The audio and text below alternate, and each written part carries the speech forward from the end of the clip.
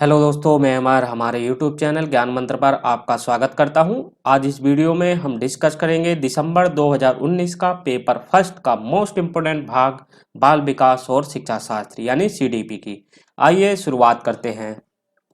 Question number first, निम्नलिखित में से कौन सी प्रथाएं सार्थक अधिगम को बढ़ावा देती हैं? हम इसमें कुछ पॉजिटिव और कुछ निगेटिव वर्डों को लेकर चलेंगे जिससे कि हमें राइट आंसर को सिलेक्ट करने में काफी मदद मिलेगी। पहला ऑप्शन है शारीरिक दंड। शारीरिक दंड निगेटिव होता है तो यह नहीं होगा। दूसरा सहयोगात्मक अधिगम पर्यावरण, सहयोगात्मक है तो पॉजिटिव होगा, तो ये वाला सेंटेंस हो सकता है। दूसरा सतत एवं समग्र मूल्यांकन, ये भी पॉजिटिव है तो ये भी हो सकता है।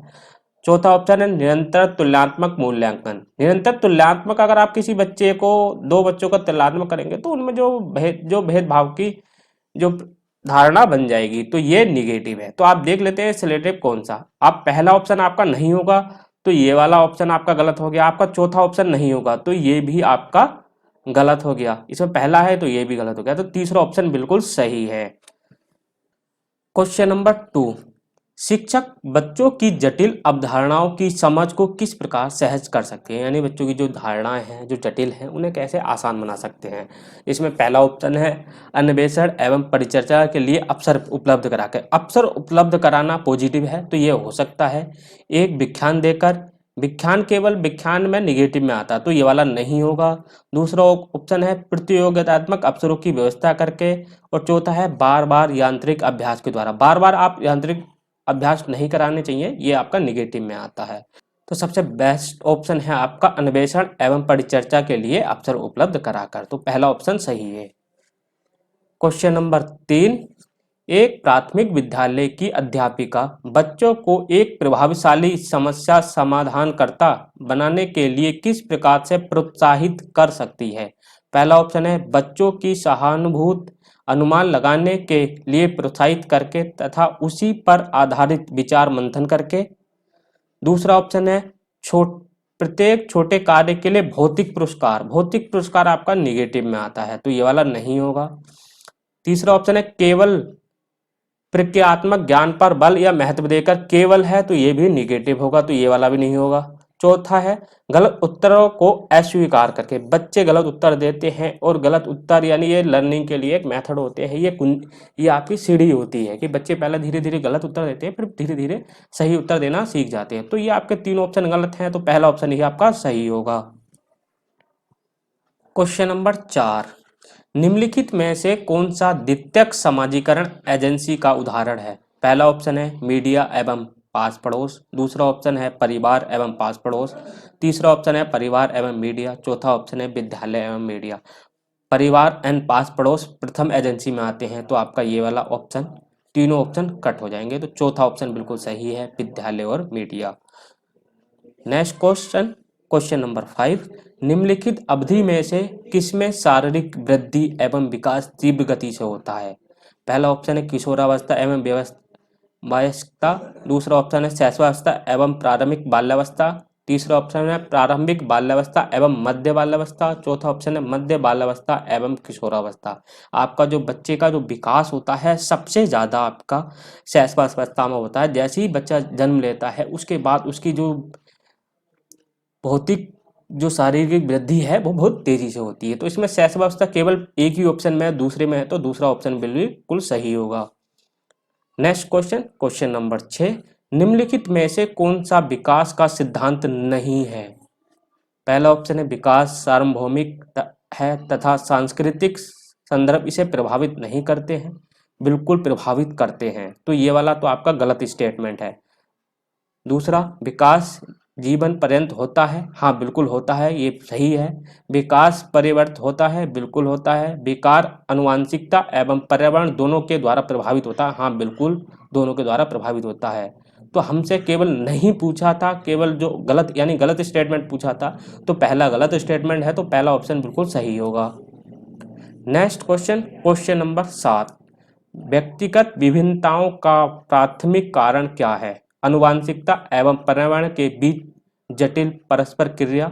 दूसरा लोगों के द्वारा माता पिता से प्राप्त आनुवांशिक संकेत पद्धति यानी code.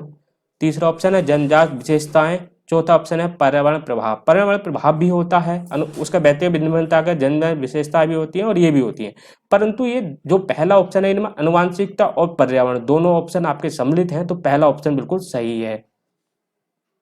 Next question, question number 8, बच्चे में जेंडर रूढ़िवादिता एवं जेंडर भूमिका अनुरूपता को कम करने के लिए निम्नलिखित में से कौन सी पद्धति प्रभावशाली है? पहला है जेंडर पृथक बैठने की व्यवस्था करना। अगर आप जेंडर को पृथक बैठाएंगे यानी लड़कों को अलग और लड़कियों को अलग कराएंगे तो ये जेंडर अनुरूपता के लिए आपका पॉजिटिव काम करेगा, ये खत्म नहीं करेगा, कम नहीं करेगा, तो ये वाला नहीं होगा।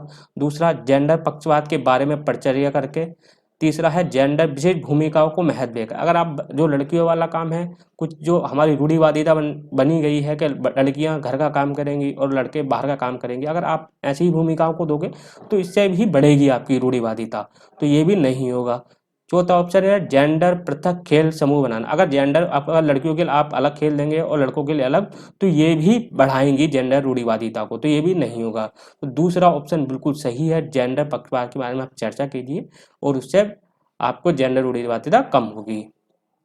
नेक्स्ट क्वेश्चन, क्वेश्चन नंबर 9, निम्नलिखित में से किस मनोवैज्ञानिक ने बच्चे को ज्ञान के सक्रिय जिज्ञासु के रूप में देखते हुए उनके चिंतन पर सामाजिक एवं सांस्कृतिक विषय वस्तुओं के प्रभाव को महत्व दिया है? आपका Lawrence Kohlberg, John D Watson, Lev Vygotsky, Jean पियाजे। सामाजिक और संस्कृति की जहां बात होगी वहां पे लेव वाइगोत्स्की आएंगे, तो तीसरे को आपको बिना देखे ही लगा देना है, तीसरा ऑप्शन बिल्कुल सही है। क्वेश्चन नंबर 10, भाषा के अर्जन एवं विकास के लिए सर्वाधिक संवेदनशील अवधि कौन सी है? पहला ऑप्शन है किशोरावस्था, दूसरा है जन्म पूर्व अवधि, तीसरा ऑप्शन है प्रारंभिक बाल्यावस्था और चौथा ऑप्शन मध्य बाल्यावस्था। भाषा के अर्जन की बात की गई है, तो जन्म से पूर्व यानी जो गर्भ में होगा ये वाला नहीं होगा। और भाषा का अर्जन यानी जो बच्चा होता है वो 2 से 3 साल के साथ साथ ही भाषा सीख जाता है, यानी वो बोलना सीख जाता है और सुनना है तो उसमें जो कौशल होता है वो जन्मजात होता है, तो प्रारंभिक बाल्यावस्था में ही सीख जाता है, तो तीसरा ऑप्शन बिल्कुल सही है। नेक्स्ट क्वेश्चन, क्वेश्चन नंबर 11, निम्नलिखित में से कौन सा लॉरेंस कोलबर्ग के द्वारा प्रस्तावित नैतिक विकास की एक अवस्था है? लॉरेंस कोलबर्ग ने नैतिक विकास में अपने महत्वपूर्ण योगदान दिए हैं, उन्होंने बहुत से नियम को सुझाया है, तो इसमें जो आपका तीसरा ऑप्शन है सामाजिक अनुबंधन अभिविन्यास, ये तीसरा ऑप्शन बिल्कुल सही है जो लॉरेंस कोलबर्ग के हैं। और ये इसमें लॉरेंस कोलबर्ग, वाइगोत्स्की और जीन पियाजे तीनों जो मनोवैज्ञानिक हैं बहुत इंपॉर्टेंट है, उनके बारे में आपको डीपली पढ़ना होगा। और मैं हर एक मनोवैज्ञानिक के जो किए गए कार्य हैं और उनके नियम हैं, उनके सूत्र हैं, उस पर हर एक मनोवैज्ञानिक की अलग वीडियो लाऊंगा, तो आप जरूरी है मेरे साथ बने रहें। और हम बिल्कुल आपको कह सकते हैं कि आपका अगर हमसे जुड़े रहते हैं तो आप हमेशा 25+ लाएंगे ही लाएंगे आप सीडीपी में। और सीडीपी बहुत आसान है क्योंकि मेरे खुद 29 आ चुके हैं 30 में से, तो आपके भी आएंगे। 25+ लाने का मैं वादा कर सकता हूँ, आप मेरे साथ जुड़े रहेंगे। जब तक आपका पेपर नहीं हो जाता मैं पूरा आपको कंप्लीट कोर्स करा दूंगा, मैं आप इतना मुझ पर आप भरोसा कर सकते हैं। और मैं पूरा कंप्लीट कोर्स कराऊंगा, फिर रिवीजन का आपका पूरा का पूरा एक सीरीज चलेगी, तो आप बस मेरे साथ बने रहें और 25+ लाने के लिए हमेशा हम तैयारी करेंगे। नेक्स्ट क्वेश्चन, क्वेश्चन नंबर 12, कक्षा में परिचर्चा के दौरान एक शिक्षक प्रायः लड़कियों की तुलना में लड़कों पर अधिक ध्यान देता है, यह उदाहरण है। लड़कों पर जो शिक्षक है वो पढ़ाते समय लड़कों पर ज़्यादा ध्यान देता है, यानी लड़कों को हमेशा उनसे क्वेश्चन पूछता है और सब कुछ उनसे क्रिएटिविटी करने के लिए ज़्यादा अधिक ध्यान देता है और लड़कियों को थोड़ा कम देता है। तो ये किसका उदाहरण है? जेंडर समरूपता। जेंडर समरूपता होता तो दोनों पर बराबर ध्यान देता, ये नहीं, ये गलत है। जेंडर पक्षपात, हाँ बिल्कुल पक्षपात कर रहा है। जेंडर पहचान और जेंडर संभवतः, तो आपका जो आंसर है वो दूसरा बिल्कुल सही है, वो जेंडर के आधार पर पक्षपात कर रहा है। नेक्स्ट क्वेश्चन, क्वेश्चन नंबर 13, बच्चे के संज्ञानात्मक विकास के संदर्भ में निम्नलिखित में से कौन सी जीन पियाजे की संरचना है? प्रबलन, स्कीमा, अवलोकन, अधिगम और अनुबंधन। जीन पियाजे ने मोस्ट इम्पोर्टेंट मानसिक विकास के लिए एक अपना शब्द दिया स्कीमा, तो दूसरा ऑप्शन बिल्कुल सही है। जीन पियाजे तो सबसे इम्पोर्टेंट हैं आपके CDP पे यानी बाल विकास और शिक्षा शास्त्र के लिए। आपको इसकी डीपली एनालिसिस यानी पढ़ना ही होगा आपको, और इसकी वीडियो में आपको लाऊंगा और एक छोटे से छोटे टॉपिक को क्लियर करूंगा। नेक्स्ट क्वेश्चन, क्वेश्चन नंबर 12, जिक्सा पहेली को करते समय 5 वर्ष की नजमा स्वयं से कहती है, नीला टुकड़ा कहाँ है? नहीं, यह वाला नहीं, गाढ़े रंग वाला, जिससे यह जूता पूरा बन जाएगा। इस प्रकार की वार्ता को वाइगोत्स्की किस प्रकार संबोधित करते हैं? आत्मकेंद्रित वार्ता, व्यक्तिगत वार्ता, जोर से बोलना, पाठ या ढांचा। तो इसमें जो दूसरा ऑप्शन है बिल्कुल सही है, वो व्यक्तिगत वार्ता कर रही है, और वाइगोत्स्की इंपॉर्टेंट है ही। नेक्स्ट क्वेश्चन, क्वेश्चन नंबर 15, बच्चे को संकेत देना तथा आवश्यकता पड़ने पर सहयोग प्रदान करना निम्नलिखित में से किसका उदाहरण है? पाठ या ढांचा, प्रबंधन, अनुबंधन या मॉडलिंग। ये क्वेश्चन आपका रिपीट हुआ है और ये बहुत बार आता ही आता है क्वेश्चन, और इसका आपने लेव वाइगोत्स्की अगर आपने पढ़ा है तो आप जानते हैं कि जो अगर सहयोग प्रदान करना होता है उसे पाठ या ढांचा कहते हैं। तो पहला ऑप्शन बिल्कुल सही है, और ये लेव वाइगोत्स्की का है, जिसमें उन्होंने पाठ ढांचे की अवधारणा दी है, ZPD की अवधारणा दी है। इसके लिए आपको हमारे साथ बने रहना है, और मैं इसके लिए आपको वीडियो मिल जाएगी। क्वेश्चन नंबर 16, निम्नलिखित व्यवहारों में से कौन सा जीन पियाजे के द्वारा प्रस्तावित मूर्त संक्रमण अवस्था को विशेषित करता है? पहला है प्रत्ययात्मक खेल या विचारों की अनुक्रमणिकता, दूसरा है परिकल्पित निगमनात्मक तर्क और साध्यात्मक विचार, तीसरा है संरक्षण एवं कक्षा समावेशन, चौथा है अस्थायित्व अनुकरण और पदार्थ स्थायित्व। तो तीसरा ऑप्शन आपका बिल्कुल सही है। जो मूर्त संक्रमण अवस्था होती है यानी 7 से 11 वर्ष का जो बच्चा है वो संरक्षण और कक्षा समावेशन के लिए जो विशेषता करता है। नेक्स्ट क्वेश्चन, क्वेश्चन नंबर 17, आकलन का प्राथमिक उद्देश्य क्या होना चाहिए? रिपोर्ट कार्ड में उत्तीर्ण या अनुत्तीर्ण अंकित करना। उत्तीर्ण और अनुत्तीर्ण अंकित करना निगेटिव होता है, तो यह ऑप्शन आपका होगा ही नहीं। दूसरा है विद्यार्थियों के लिए श्रेणी निश्चित करना, आप श्रेणी निश्चित करेंगे, ये भी नहीं होना चाहिए प्रथम उद्देश्य। दूसरा है संबंधित अवधारणाओं के बारे में बच्चों की स्पष्टता और भ्रांतियों को समझना। चौथा ऑप्शन है विद्यार्थियों के प्राप्तांकों के आधार पर उन्हें नामांकित करना। आप प्राप्तांक के आधार पर आप उसे नामांकित करेंगे तो बच्चों में हीन भावना उत्पन्न होगी, और ये भी नहीं होगा। तो तीसरा ऑप्शन बिल्कुल सही है, संबंधित अवधारणाओं के बारे में बच्चों की स्पष्टता और भ्रांतियों को समझना। नेक्स्ट क्वेश्चन है आपका 18, निम्नलिखित कथनों में से कौन सा बुद्धि के बारे में सही है? पहला ऑप्शन है बुद्धि बहुआयामी है तथा जटिल योग्यताओं का एक समूह है। बिल्कुल, बहुबुद्धि सिद्धांत जो हार्वर्ड गार्डनर ने दिया है उनके अनुसार उनकी परिभाषा भी, बुद्धि की परिभाषा ही यही है। दूसरा ऑप्शन है बुद्धि एक निश्चित योग्यता है जो जन्म के समय ही निर्धारित होता है। नहीं, बुद्धि को आपको परिवर्तनशील है, वो पर्यावरण और आनुवंशिकता दोनों पर निर्भर करती है। तीसरा ऑप्शन है बुद्धि को मानवीकृत परीक्षणों के प्रयोगों से सटीक रूप में मापा एवं निर्धारित किया जा सकता है। नहीं, बुद्धि को मानवीय अवधारणा पर नहीं मापा जा सकता। बुद्धि एक एकात्मक कारक एवं एक एकांकी विशेषता है। नहीं, बुद्धि बहुकारक है, तो ये भी नहीं होगा आपका। तो इसमें केवल आपका एक ही ऑप्शन बचा है, पहला, बुद्धि बहुआयामी है तथा जटिल योग्यताओं का एक समूह है। तो पहला ऑप्शन बिल्कुल सही होगा। क्वेश्चन नंबर 19, रूही हमेशा समस्या के एकाधिक समाधानों के बारे में सोचती है, इनमें से काफी समाधान मौलिक होते हैं। रूही किन गुणों का प्रदर्शन कर रही है? आत्म केंद्रित विचारक, सृजनात्मक विचारक, अभिसारिक विचारक या अन्वय विचारक। जो हमेशा एकाधिक अलग अलग संसाधन के रूप में सोचती है रूही, तो उसका जो विचार है वो सृजनात्मक विचार है यानी क्रिएटिव थिंकिंग है। तो दूसरा ऑप्शन बिल्कुल सही है। नेक्स्ट क्वेश्चन, क्वेश्चन नंबर 20, शिक्षा का आधार अधिनियम 2009 के में उल्लेख की गई समावेशी शिक्षा की अवधारणा निम्नलिखित में से किस पर आधारित है? ऑप्शन पहला, मुख्यतः व्यावसायिक शिक्षा उपलब्ध कराकर करके आसक्त बच्चों को मुख्य धारा में लाना। दूसरा है व्यवहारवादी सिद्धांत। तीसरा है आसक्त बच्चों के प्रति एक सहानुभूति अभिवृत्ति, और चौथा है अधिकार आधारित मानवता का परिवेश। शिक्षा का आधार अधिनियम 2009 है, यानी हर किसी को शिक्षा का आधार है, तो आधार बेस आपकी समावेशी शिक्षा होनी चाहिए, तो चौथा ऑप्शन बिल्कुल सही है। नेक्स्ट क्वेश्चन, क्वेश्चन नंबर 21, शिक्षण अधिगम प्रक्रिया में वंचित समूह से संबंधित विद्यार्थियों के द्वारा सहभागिता कम होने की स्थिति में एक शिक्षक को क्या करना चाहिए?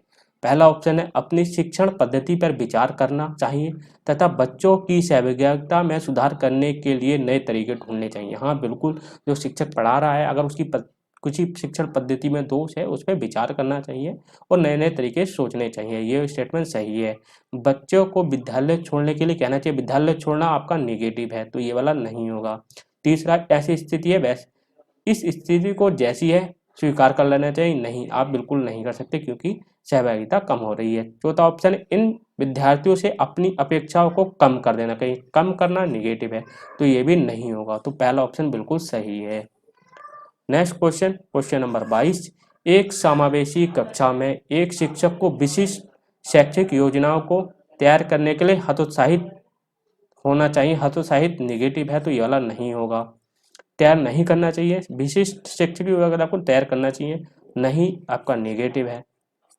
कभी कभी तैयार करना हमेशा नेगेटिव है। सक्रिय रूप से तैयार करना चाहिए, हाँ बिल्कुल सक्रिय रूप से तैयार करना चाहिए, तो चौथा ऑप्शन बिल्कुल सही है। क्वेश्चन नंबर 23, पठन वैफल्य बच्चों के प्राथमिक शिक्षण क्या है?